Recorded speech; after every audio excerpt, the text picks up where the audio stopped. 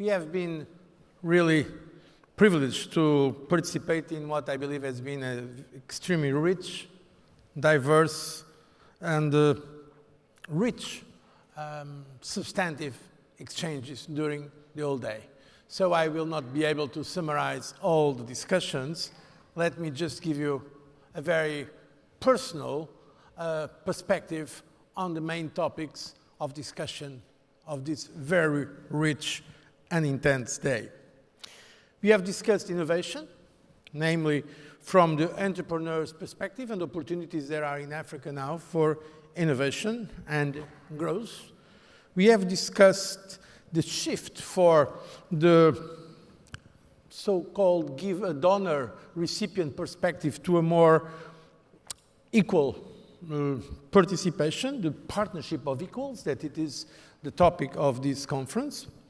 We have also discussed shared imaginations and the diversity, the talent, and the migration flows.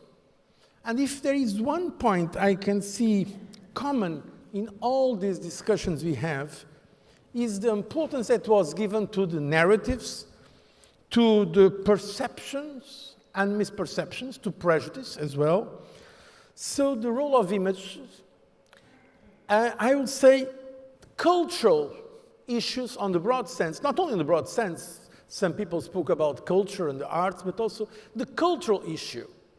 How we in Europe look to Africa, and how in Africa look to Europe, and how we look to ourselves. What is the role of these perceptions? And I think I can wrap up saying that the basic tone was a tone of confidence.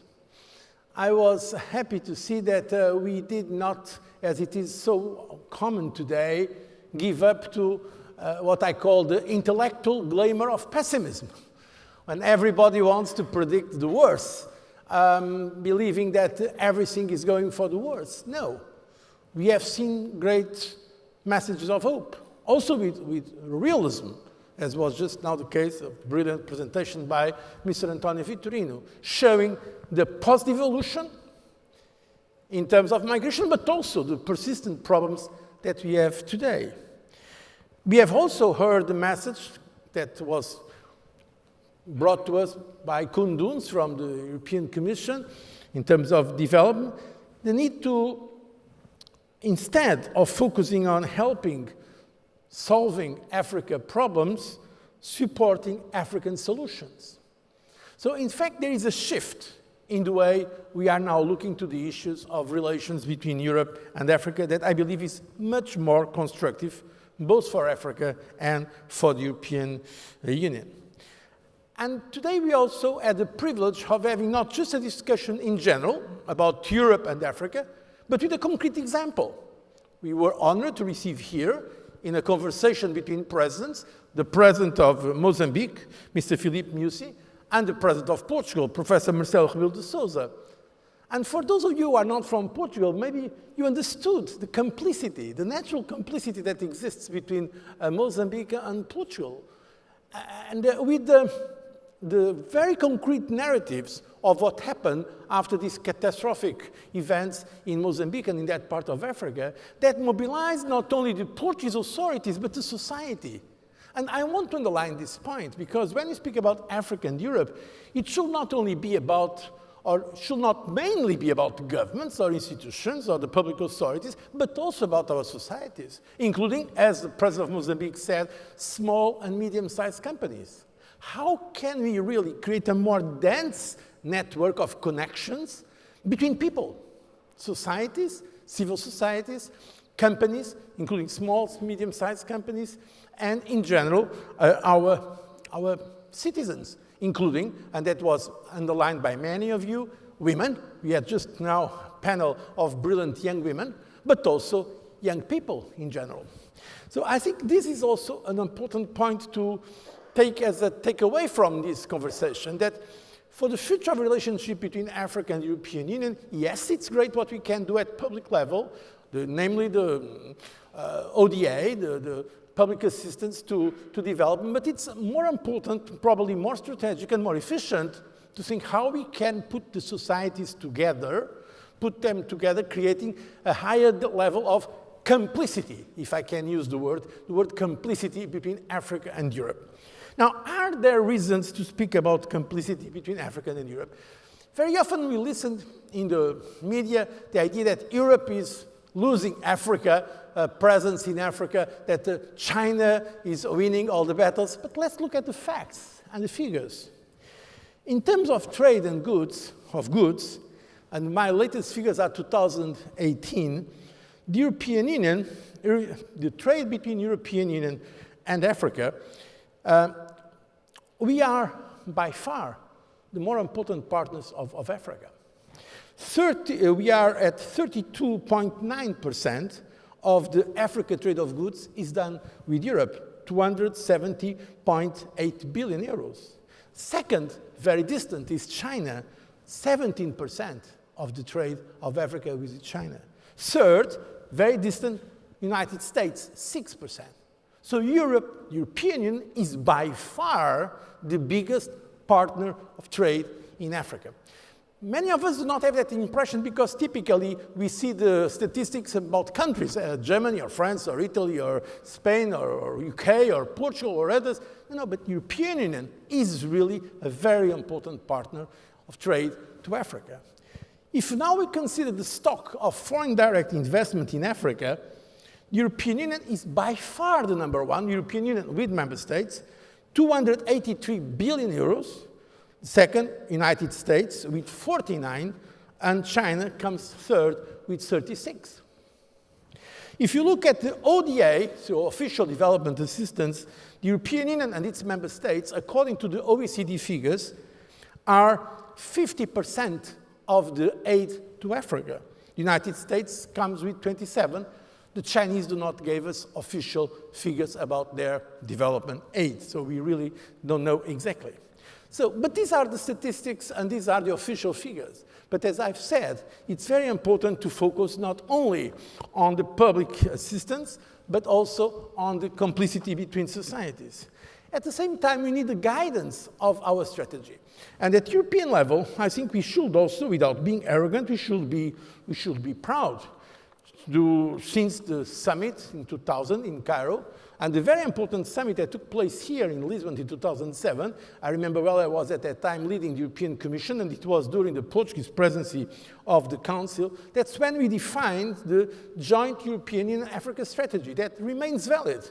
And it was recently, by the way, reinforced or restated in the Abidjan African Union European Union Summit, the fifth summit, in November 2017, that was concluding for the need to strengthen resilience, the efforts for peace, security, governance, and a new Africa-Europe alliance for sustainable development jobs.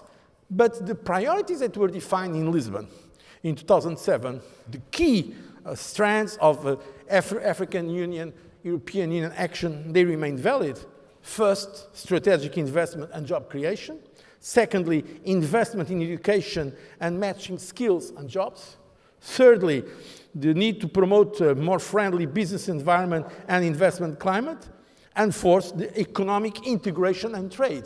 And in these areas, we are seeing promising developments, including the idea of a pan-African free trade area with the ultimate goal, strategic goal, or why not, to have a continent-to-continent free trade. And by the way, the European Union remains committed, and recently it was concluded after so many years at negotiators' levels. Let's see if it's now ratified. But the agreement between the European Union and Mercosur, and just now with the European Union and Vietnam, so it's important. In a moment when we see so many push for protectionism, sometimes nationalism and populism, it's important that the European Union keeps an approach of openness globally. And I think that in Africa we are seeing that as well. We have seen very interesting development. There were mentioned some panels from Ethiopia, from Rwanda, what's happening in some areas of Africa for a more open regional integration, including the programmatic or aspirational goal of a free trade area for Africa. Why not? That I think it will be great for the future. The issues of mobility were mentioned here. Now, also, with the point of saying that part of this mobility, part of migration comes from tragedies, from wars. There are experiences we'll never forget. I will never forget when I was with Prime Minister Letta from Italy in Lampedusa. At that time, I was in the Commission, and I saw 300 coffins in the hangar of Lampedusa. 300 coffins, people that wanted to reach that island in Italy to come to Europe. Most of them were African. Basically, it was from one side Syrians, but also people coming from Somalia, from Eritrea, from Africa. So, to a large extent, the issue of migration is driven by these catastrophic, natural or man-made catastrophes. But it is also true that, as it was highlighted in the recent panel before the last statement, that it's also a human aspiration for mobility. I remember a great intellectual, George Steiner, who said once, he was in a panel, we were discussing with someone, and someone was speaking about the roots, the importance of roots. And George Steiner, a great Jewish intellectual, he said roots, but roots, okay, it's okay roots, but roots, it's trees that have roots. We humans, we have legs to walk. And I believe that we should be proud of our roots, but basically we have legs to walk. And that has been a human aspiration since the beginning of mankind. Migration is a natural thing.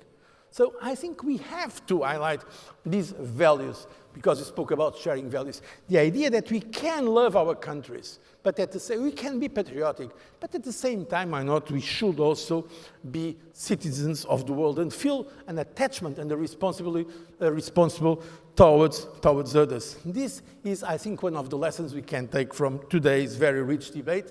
The idea of shared values, that's the best way to share our prosperity. And at the end, a point that I saw in many of the statements, at the end it comes to an issue that was not said, but was the topic of a beautiful song, Respect, from two great African-Americans, Otis Redding and Aretha Franklin. They said, yes, all I want is a little, yes, all I want is a little respect. If you respect each other, I think we build the basis for these shared values and shared prosperities that we can have a real partnership of equals. I thank you very much for your attention. I look forward for tomorrow's discussion.